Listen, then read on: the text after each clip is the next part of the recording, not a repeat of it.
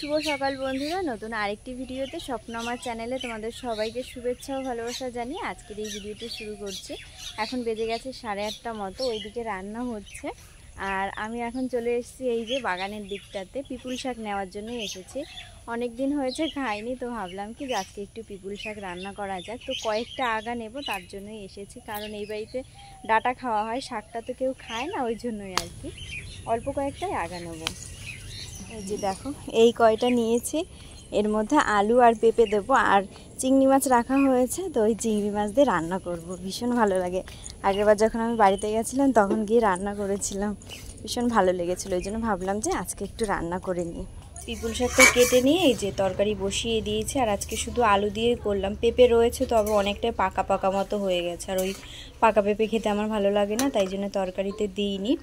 আর এইদিকে আমার ননদ তরকারি বসিয়ে গেছে, এইটাই দেখছিলাম।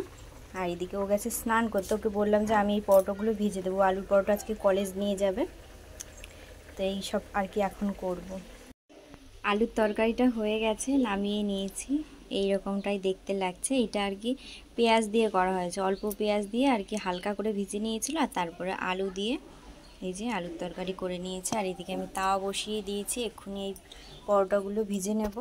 আর এইদিকে তো আমার পিপুল শাকের তরকারিটা হয়নি, ঢাকা দিয়ে রেখেছি, একটু পরে হয়ে যাবে, তারপরে খাওয়া দাওয়া করব। আলুর পরোটা বানিয়েছি, এই যে অনেকগুলোই বানানো হয়েছে, তো তার মধ্যে আবারও একটা চিনির পরোটা বানিয়েছে। এইটা এখন ভেজে নিচ্ছি, এরপরে ওইগুলো ভেজে নেব। পরোটাগুলো সবকটাই ভাজা হয়ে গেছে, আর এই তিনটে এখন একটু ঠান্ডা হতে দিচ্ছি। আর তরকারিটা নামানোর পর তরকারিটা ঠান্ডা হতে দিয়েছিলাম, তখন এটা পাশে সরিয়ে রাখবো। আর এদিকে আমি, আমার ননদ আর মেজো কাকা তিনজনে খাবো বলে থালা এনেছি। তো ভাত বাড়বো করে ঠাকুমা বলছে যে দে আমি ভাত বেড়ে দিই, ওই জন্য আর কি ঠাকুমা এখন ভাত বেড়ে দেবে। তো কাকা আর কি বেরোবে, ওই জন্য আর কি তাড়াহুড়োর মধ্যেই রয়েছে, ওই জন্য আর কি ঠাকুমা এসেছিলো।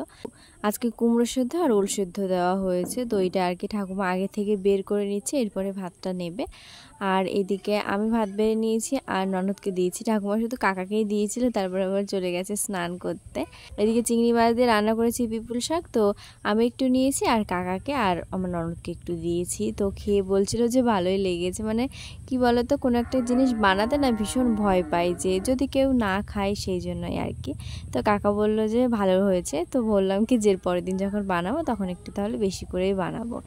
এদিকে খাওয়া দাওয়া করে থালা বাসন তো ধুয়ে নিয়েছি, আর এখন মেজমা কাটতে বসেছে পুঁই শাক। দুপুরবেলাতে এই পুঁই শাক রান্না করা হবে, আর কচুলতি রয়েছে, তো ওইটা আজকে করবে না, মা বলে ওইটা কালকে খাওয়া হবে। খাওয়া দাওয়ার পরে থালা বাসনগুলো ধুয়ে নিয়েছিলাম, আর তারপরে ঘরে এসেছি, অনেকক্ষণে হয়েছে।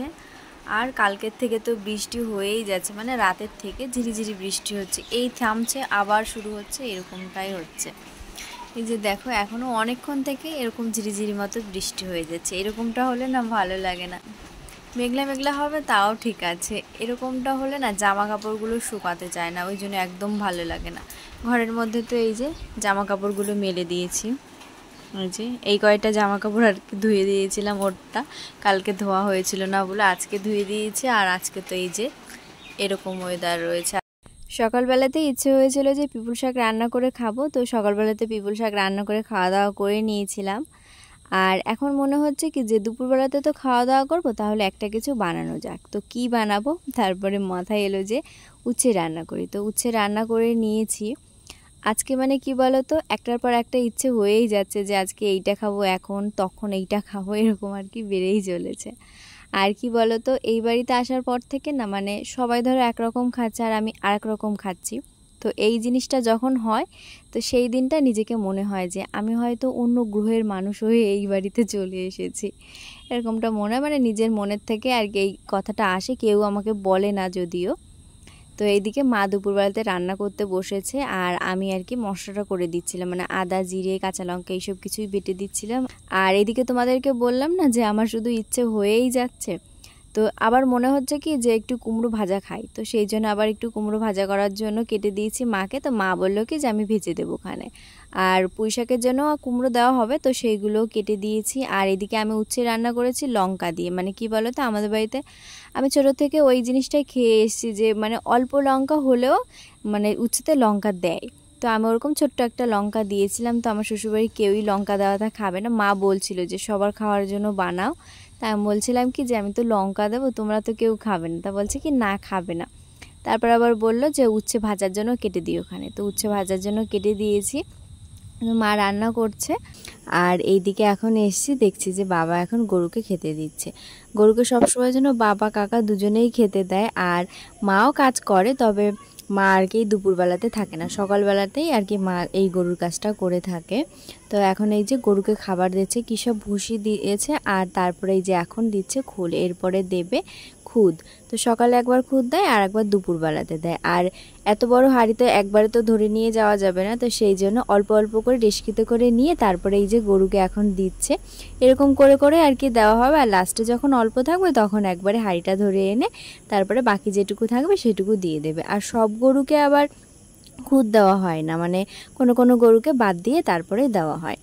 আর এখন ওই যে রান্নাবান্না হয়ে গেছে, সবাই খেতে এসছে, তো খেতে দেওয়া হবে। আর আজকে রান্না হয়েছে পুঁই শাকের ডাঁটা, আলু, কুমড়ো আর চিংড়ি মাছ দিয়ে তরকারি করা হয়েছে। আর করা হয়েছে চাল কুমড়ো তরকারিটাও চিংড়ি মাছ দিয়ে করা হয়েছে। আর মাথাটা বেটে দিয়েছিলাম, ওইটা চাল কুমড়োতে আর পুঁই শাকের ডাঁটা ওই তরকারির মধ্যেই দেওয়া হয়েছে। আর করা হয়েছে উচ্ছে ভাজা, উচ্ছে ভাজাটা এখনও কড়াই থেকে নামানোই হয়নি। আর এদিকে করা হয়েছে পুঁই শাকের পাতা ভাজা, পেঁয়াজ দিয়ে করে নিয়েছে।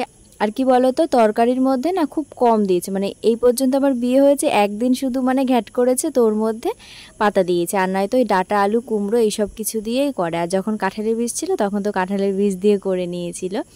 আর এইদিকে এখন আমিও খেতে বসে পড়েছি। অনেক কিছু রান্না হয়েছে, কিন্তু আজকে মনে হয়েছে যে উচ্ছে আলু তরকারি খাবো, তো সেই জন্য উচ্ছে আলু তরকারি নিয়েছি আর নিয়েছি কুমড়ো ভাজা। খাওয়া দাওয়া করে নিয়েছি। আর তারপরে কিছু বাসন হয়েছিল, তো সেই বাসনগুলো ধুয়ে এখন ঘরে চলে এসেছি।